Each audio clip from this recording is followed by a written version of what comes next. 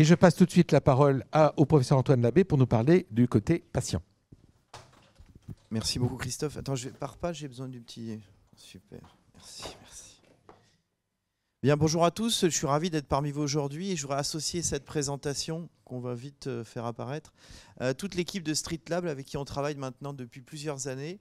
Les résultats que je vais vous présenter ont été faits en collaboration avec eux. Alors, comme Christophe vous l'avez montré, vous avez compris que le glaucome, c'est une neuropathie optique. On a une atteinte du champ visuel. Aujourd'hui, on va s'attacher à analyser quelle est la conséquence pour la vie des patients de cette atteinte du champ visuel. Alors évidemment, quand on voit un champ visuel comme celui-là, on comprend tout de suite que ce patient-là, il a une atteinte très importante dans sa vie quotidienne. Mais la plupart des patients n'ont pas une atteinte du champ visuel comme celui-là, et pourtant, tous ces patients-là ont une atteinte importante dans leur qualité de vie. Et c'est autour de ce thème-là, des conséquences du glaucome dans la qualité de vie des gens. Et vous allez voir que la notion de qualité de vie, c'est une notion complexe. On a travaillé avec Street Lab, et grâce à Street Lab, je vais vous montrer quelques résultats des travaux qu'on a faits. Alors quand on parle de qualité de vie, finalement déjà ça devient très complexe. Si tous ici je vous posais une question et je vous demandais finalement pour vous c'est quoi la qualité de vie, vous vous rendriez compte que la réponse ne serait pas du tout univoque et que pour chacun ce qui fait notre qualité de vie, c'est très différent. Effectivement, la notion de qualité de vie, c'est une notion complexe qui englobe des notions très variées. C'est effectivement la notion de santé, c'est la notion de bien-être, c'est la notion d'indépendance, c'est la notion de relations sociales, c'est l'environnement et c'est aussi des croyances et les religions interviennent aussi dans cette notion de qualité de vie. Donc vous voyez que c'est extrêmement complexe et vous allez voir que le glaucome intervient à beaucoup de ces niveaux-là sans qu'on puisse déterminer exactement lesquels. Alors quand on parle de l'atteinte de la fonction visuelle, parce qu'on a compris que le glaucome c'est une maladie qui va donner une atteinte de la fonction visuelle, on comprend très vite qu'un patient qui a une altération de sa fonction visuelle, une altération de son champ visuel, va avoir une altération de sa fonction visuelle, c'est-à-dire toutes les activités de la vie quotidienne qui sont liées à la fonction visuelle. J'en ai mis quelques-unes ici, mais je pourrais en mettre plein d'autres. Conduire, repérer les gens, reconnaître sa famille quand on les voit dans la rue, à quelques mètres ou même plus loin, évaluer les distances, voir de nuit, utiliser une tablette. Tout ça, c'est ce qui fait notre qualité visuelle et notre fonction visuelle. Et évidemment, qu'est-ce qu'on fait, nous, en pratique clinique, en tant que glaucomatologue, en tant qu'ophtalmologiste? On essaie d'évaluer la fonction visuelle. Parce que je vous rappelle que l'objectif du traitement du glaucome, c'est de préserver la fonction visuelle du patient. L'objectif, ce n'est pas de faire baisser la pression intraoculaire, ça c'est un moyen. L'objectif, c'est de préserver la fonction visuelle dans le patient, dans l'espérance de vie qui est la sienne. Donc nous, ophtalmologistes, on doit évaluer la qualité de vie, la fonction visuelle du patient. Et qu'est-ce qu'on a à notre disposition? On a des champs visuels. Le champ visuel, c'est mesurer la fonction visuelle du patient. Donc là, vous avez un exemple d'un champ visuel, un œil droit, un œil gauche d'un patient. Puis là, vous avez l'exemple d'un autre patient.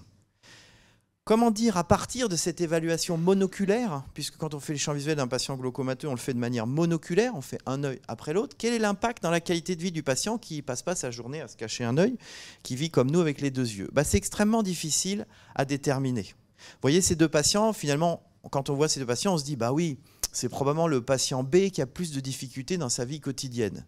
Maintenant, si j'intervertis simplement l'œil droit du patient A avec l'œil droit du patient B, ça devient beaucoup plus difficile de répondre.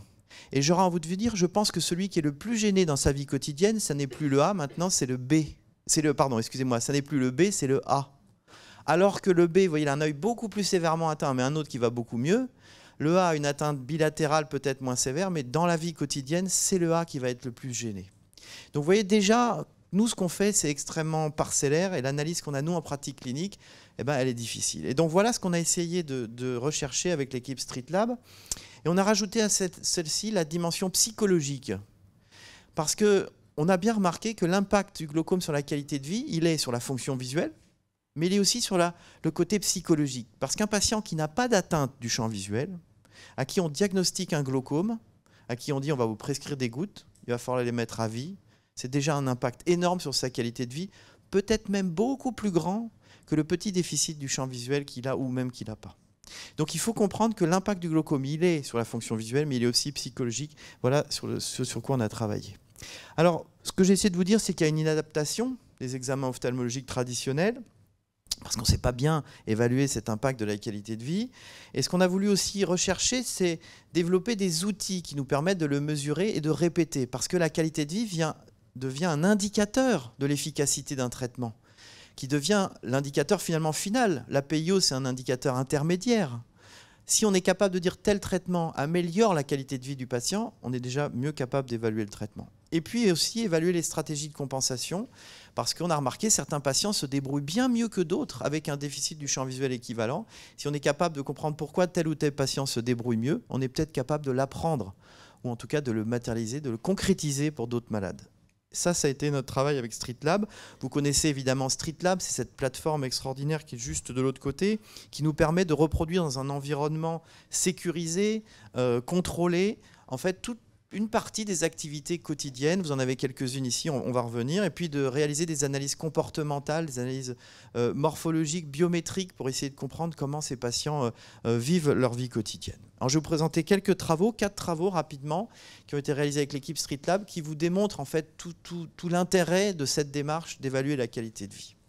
La première démarche, elle a été de se dire, voilà, nous on a des outils en pratique clinique, c'est le champ visuel, et on voudrait voir à quel point le champ visuel est capable ou non de mesurer des capacités dans la vie quotidienne. Donc on a pris les outils classiques, l'acuité visuelle, la vision des contrastes, le champ visuel standard monoculaire, des champs visuels binoculaires, type Esterman, ou de reconstruction de champs visuels à partir des 2 yeux. Et on a essayé de se dire finalement quel est l'outil en pratique clinique qui va se rapprocher le plus de la qualité de vie du patient. Et en fait, ce que nous ont montré ces travaux, vous avez quelques exemples. Donc, on leur fait passer dans la rue artificielle, avec, vous voyez, plein de capteurs. Donc, c'est une rue un peu spéciale, avec des paravents, des bouquets de fleurs. Mais ça reste un environnement, voilà, contrôlé, avec des obstacles. Et on regarde comment les patients se passent dans cet obstacle, quel temps ils mettent pour faire le passage. Est-ce qu'ils se cognent plus ou moins? Est-ce qu'ils ont une trajet plus ou moins rectiligne ou pas? On leur fait aussi repérer quelque chose sur un plan de travail de cuisine. Ils doivent rechercher une tasse ou une fourchette ou une éponge. À quelle rapidité ils le font? Quel est le temps de mise en route du mouvement? Quel est le temps de réalisation du mouvement? Reconnaître un visage dans une rue artificielle. Quel est le personnage qui nous regarde? Quel est le personnage qui regarde ailleurs? Vous voyez, tout ça, c'est des tests qu'on peut faire, mesurer dans un environnement précis et le faire de manière extrêmement quantitative. Et qu'est-ce qu'on s'est aperçu? Regardez pas le tableau parce qu'il n'a aucun intérêt. Ce que ce tableau montre, c'est qu'en fait, il n'y a aucun des examens qu'on a utilisés, aucun des tests qui est capable de reproduire la qualité de vie complète. C'est-à-dire que si on s'intéresse par exemple à la capacité de repérer un objet sur une table, on va s'apercevoir que c'est le champ visuel en 10 degrés central qui est le meilleur test. Si on s'intéresse à la capacité du patient de se déplacer dans la rue, on va s'apercevoir que c'est le champ binoculaire Esterman ou la reconstruction des 2 champs visuels sur un seul champ visuel. Et donc aujourd'hui, on n'est pas capable avec un seul test d'évaluer l'ensemble des aptitudes qui font la qualité de vie, ce qui veut dire qu'il faut les associer entre eux et il faut développer autre chose. Et donc ça, c'était l'enseignement de cette première étude, c'est aucun test pratique qu'on utilise nous est capable d'évaluer l'ensemble de la qualité de vie d'un patient. Deuxième analyse, on a voulu regarder finalement quelle était la corrélation entre ces capacités des patients et leur perception propre. Comment le patient voit son activité et sa qualité de vie. Donc on a donné aux patients des questionnaires habituels de qualité de vie. On a évalué leur champ visuel comme je vous ai montré précédemment, puis on leur a fait faire des tests.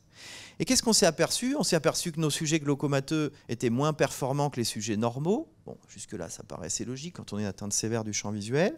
Qu'ils avaient une réduction de la qualité de vie. Jusque-là, on le savait aussi. Mais ce qu'on savait moins, c'est qu'il n'y avait pas de corrélation entre la qualité de vie du patient et les performances réelles. C'est-à-dire que la qualité de vie perçue par le malade n'était pas exactement corrélée à l'impact du glaucome sur sa vision. Ça veut dire que l'impact du glaucome jouait par la vision, mais jouait aussi par autre chose qui n'était pas directement corrélée à la qualité de vie. On a été plus loin et on s'est aperçu qu'en fait, la perception du patient de la qualité de vie était plutôt lié à l'œil le plus malade que l'œil le moins malade. Et ça nous choquait un peu, puisque finalement, ce qui fait qu'on est capable de faire nos activités, c'est l'œil qui voit bien. Si moi, par exemple, tout d'un coup, je me cache un œil, je vais pouvoir tout à fait continuer mes activités, pas piloter un avion, on est tous d'accord, mais je vais pouvoir rentrer chez moi, conduire ma voiture. Parce que je vais être peu impacté dans ma qualité de vie au sens fonctionnel. Et ben pour les patients glaucomateux, finalement, c'était l'œil le plus malade, qui ne servait pas forcément pour faire les activités quotidiennes, qui était le plus relié à leur qualité de vie, à cette notion de qualité de vie. Et vous voyez que cette notion de qualité de vie, elle va donc bien au-delà que simplement une fonctionnalité. C'est aussi un ressenti du malade de son atteinte de la qualité de vie. Et ça, c'était un message très important pour les cliniciens, parce que c'est vrai que nous, on a tendance à se focaliser sur le meilleur œil. Mais il ne faut aussi pas oublier l'œil le plus mauvais, parce que probablement que la qualité de vie du malade dépend de cet œil-là qui est le plus mauvais. On s'est aussi intéressé à un sujet très important, c'est l'éblouissement. On s'est aperçu en consultation, les gens qui font du glaucome, que les patients glaucomateux se plaignent beaucoup d'être éblouis, alors même que certains ne voient quasiment plus. Et ils se plaignent d'être éblouis. Et c'est une gêne particulière pour les patients glaucomateux, cet éblouissement paradoxal. On passe d'un environnement peu lumineux à un environnement lumineux. On est très ébloui, les patients sont très gênés par ces différences. Donc on a voulu travailler là-dessus avec différents tests. Bon, si vous avez raté la vidéo, mais c'est pas grave. Différents tests, un test de glaire, on va mesurer la capacité visuelle du patient après avoir été ébloui. Et on s'apercevait que les sujets glaucomateux, dès des stades précoces, avaient été plus éblouis que des sujets normaux, évidemment des stades tardifs aussi. On s'est aperçu aussi que les patients glaucomateux étaient plus impactés dans leur fonctionnalité que des sujets normaux de par l'éblouissement. C'est-à-dire que si on leur fait faire un trajet dans la rue artificielle avec de l'éblouissement, ils sont beaucoup plus gênés que les patients qui ne sont pas glaucomateux. Donc il y a effectivement un impact de cet excès de lumière sur les sujets glaucomateux, et ça nous a fait réfléchir. Qu'est-ce qui fait que le sujet glaucomateux est plus impacté par cet éblouissement que le sujet normal? Alors il y a le trouble des milieux, on sait que les sujets glaucomateux, ils ont souvent plus la cataracte, ils ont l'œil plus irrité en partie par les collyres, mais il n'y a pas que ça. On a aussi remarqué que les patients qui ont du glaucome ont des densités de pigments maculaires plus faibles que les sujets normaux, que cette densité de pigments maculaires, elle est aussi corrélée à l'éblouissement.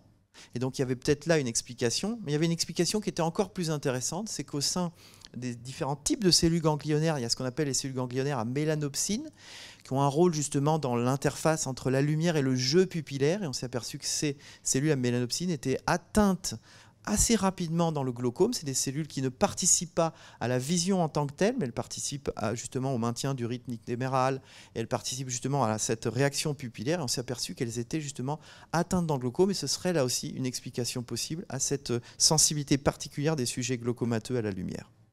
Dernier travail, et pour pas non plus vous prendre trop de temps, parce que je sais que c'est la pause après, donc quand on passe toujours avant la pause, c'est toujours un petit peu compliqué de vous maintenir complètement d'attention, mais je fais le maximum.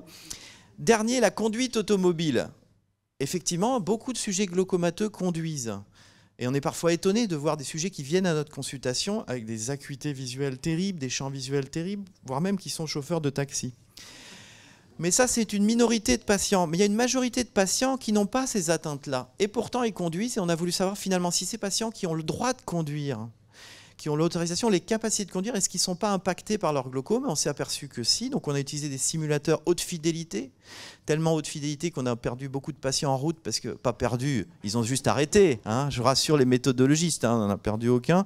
C'est juste qu'ils étaient tellement le mal de mer dans notre simulateur, qui reproduisait tellement la vie quotidienne, qu'effectivement, on a dû arrêter le test pour eux. Néanmoins, on s'est aperçu que ces sujets glaucomateux, ils avaient effectivement, c'est donc des sujets glaucomateux qui avaient le droit de conduire, qui avaient l'acuité et le champ visuel pour, ils avaient beaucoup de difficultés, évidemment, dans tout ce qui arrive latéral. Ils avaient tendance à regarder, si vous regardez les courbes du milieu, là, c'est leur capacité à rester entre les lignes qui sont déterminées au milieu de la route. Vous voyez que les glaucomateux passent beaucoup plus souvent la ligne médiane que les sujets normaux. Et on a voulu aussi regarder s'ils avaient des stratégies de compensation. Donc effectivement, les sujets glaucomateux compensent en balayant beaucoup plus à droite, à gauche que les sujets normaux, justement pour compenser leur déficit. Mais effectivement, ils n'ont pas une conduite identique aux sujets normaux. Donc tout ça pour vous dire qu'on a besoin de ces outils pour évaluer justement la qualité de vie des patients, essayer de développer des outils qui vont être plus proches pour justifier l'efficacité de tel ou tel traitement. Et c'est vrai que des travaux comme ceux qui sont conduits à StreetLab permettent de faire ça. Il n'y a pas beaucoup d'endroits où on est capable de faire ce type de travaux. Et j'ai ici listé toute l'équipe qui travaille, notamment Marco Lombardi, Ariel Zenouda, Emmanuel Gutmann évidemment, et puis les glaucomatologues qui travaillent avec nous pour avoir des patients qui acceptent de venir passer ces tests chez StreetLab. Je vous remercie pour votre attention.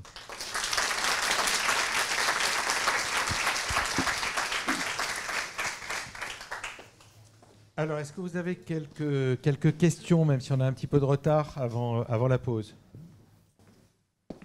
Oui. L'éblouissement pour les patients glaucomateux.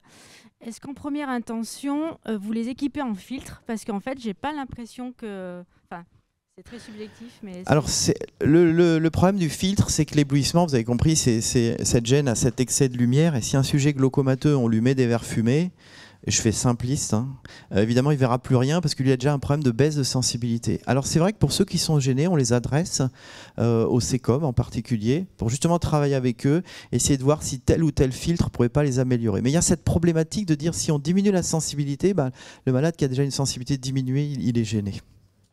Absolument, et je voudrais remercier le CECOM puisque ils avaient une approche un peu traditionnelle de la basse vision, hein, système grossissant en particulier. Et dans le glaucome, les systèmes grossissants ne servent à rien puisqu'on grossit une image dans un petit champ visuel. En revanche, il y avait cette sensibilité à la lumière sur lesquelles je les ai sensibilisés et ils ont vraiment joué le jeu et c'est excellent. Il y a une double sensibilité à la lumière. Quand c'est sombre, un peu comme dans les rétinites pigmentaires, les glaucomateux ne voient plus rien. Et à l'inverse, quand ils ont des contre-jours ou des luminosités trop fortes, ils ne voient plus rien non plus, c'est complètement aveuglant. Et il s'avère que ça dépend de certaines longueurs d'onde. Ça, c'est une des photophobies, c'est la photophobie de l'éblouissement. Mais il y a une deuxième photophobie. Il y a une photophobie douloureuse qui passe par les systèmes de douleur. Et cette photophobie douloureuse également fait l'objet de recherches, exactement ce que vous proposez. Et c'est exactement ce qu'il faut faire. Parce que mettre des lunettes noires, ça va un temps, mais ça ne sert à rien dans certaines circonstances.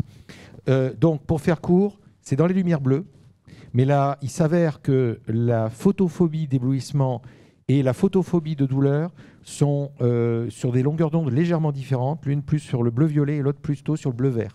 Donc il y a toute une science qui émerge de ça, et les gens qu'on adresse et qui trouvent les bons filtres, eh bien, ils améliorent leur contraste, ils diminuent leur sensibilité à la lumière. En faible luminance, ils arrivent à être mieux. Donc il y a un vrai service rendu. Le problème, c'est que ça reste très restreint pour le moment, c'est une science qui émerge, et qu'il faudrait que tous les opticiens aient ce genre de filtre, puisque quand les gens disent qu'ils sont éblouis, la plupart du temps, l'opticien leur propose des lunettes de soleil.